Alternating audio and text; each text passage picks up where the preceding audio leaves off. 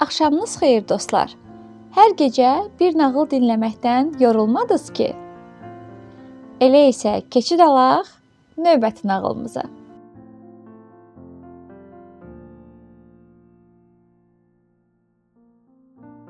Bu axşam sizə Macarların Gəmilərin Söhbəti adlı nağılını danışacağam.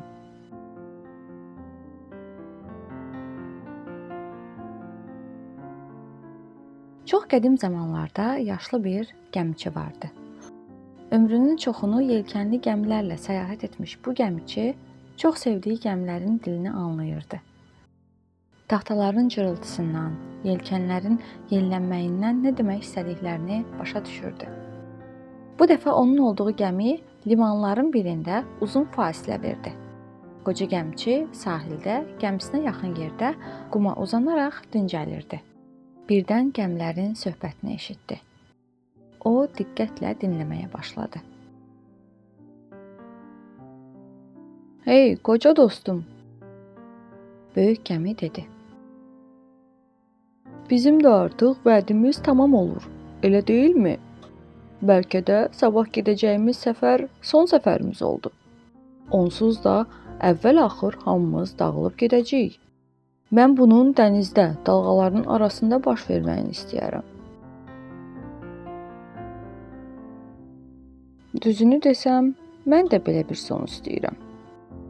Amma mən dalğalar arasında dağılıb getməzdən əvvəl maraqlı və qeyri-adi bir şey etmək istəyirəm."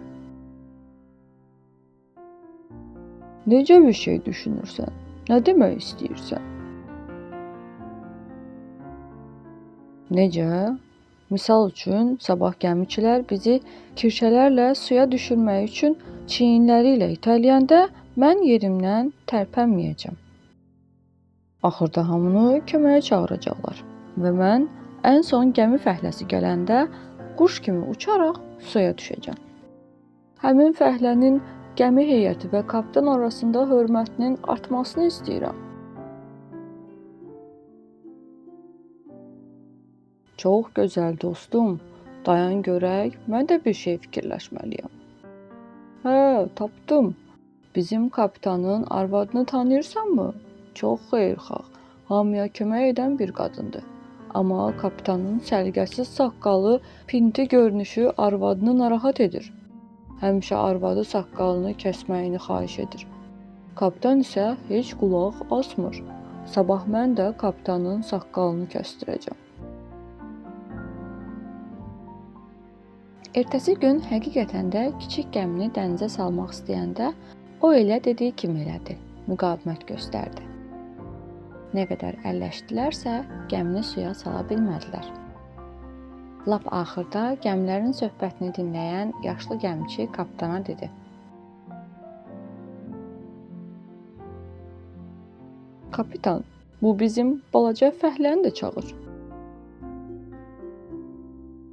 "Dəli olmusan? O arıq oğlanın bizə nə kömək edə bilər ki?" "Sən çağır, bəlkə bir xeyri oldu." Həqiqətən də fəhlə gəlib kömək edən kimi gəmi birdən-birə sürüşüb şaqqıltı ilə köpüklü suya düşdü. Böyük gəmi də dediyini etdi. Kapitanın arvadı sahilə gəlib gəminin suya düşməsini seyr edirdi. Bu vaxt belə dedi. "Əgər bu gəmi insan dilini anlayırsa, mənim arzum həyata keçənə kimi suya düşməməyini istəyirəm." Həqiqətən də bütün cəhdlərə baxmayaraq böyük gəmini suya salmaq mümkün olmadı. Yerindən belə qımıldanmır, sanki yapışıb qalmışdı. Kapitan biraz əvvəl arvadının dediklərini eşitmişdi. Əlbəttə ki, onun nə istədiyini bilirdi. Axırda çarəsiz qalıb tərsliyindən əl çəkdi və saqqalını kəsdi.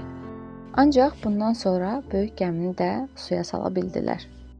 Beləcə hər iki gəmi arzusunu həyata keçirdi. Amma yaşlı gəmiçinin dediyinə görə ikisi də elə uzun illər boyu dənizlərdə dolaşırdı.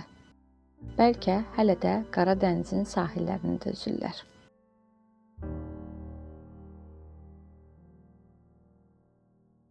Bu axşamki nağılımızın da beləcə sonuna gəldik. Növbəti axşam yeni bir nağılla qarşınıza gələcəyik. Amma siz hansı nağılı dinləmək istəyirsinizsə, mütləq şərhlərdə bizimlə bölüşün.